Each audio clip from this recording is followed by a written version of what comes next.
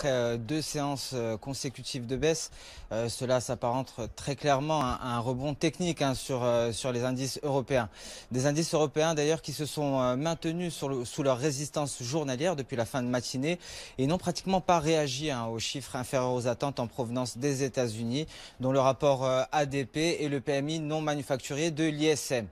Donc des marchés qui semblent, des indices européens et américains d'ailleurs, qui semblent focalisés sur le flux continu de déclarations relayées par les médias américains. Et dans ce contexte, le CAC 40 est resté aux alentours des 5800 points. Alors cette hausse sur le CAC pour l'instant n'est qu'un rebond technique visiblement et ça peut s'expliquer suite, vous l'avez dit, aux baisses des deux dernières séances.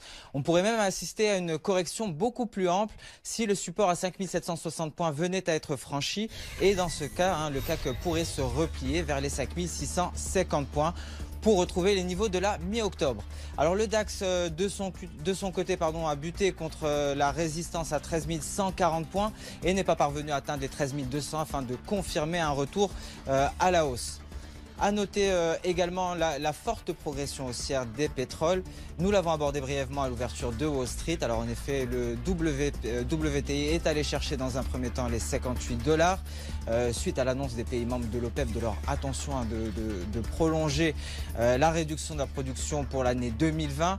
Et par la suite, le rapport officiel sur les stocks a fait état d'une réduction de 4,85 millions de barils la semaine passée, ce qui a alimenté la hausse du WTI actuellement aux alentours des 58,40 $, avec pour prochaine cible les 59 $, un niveau qui pourrait être franchi d'ici la fin de semaine.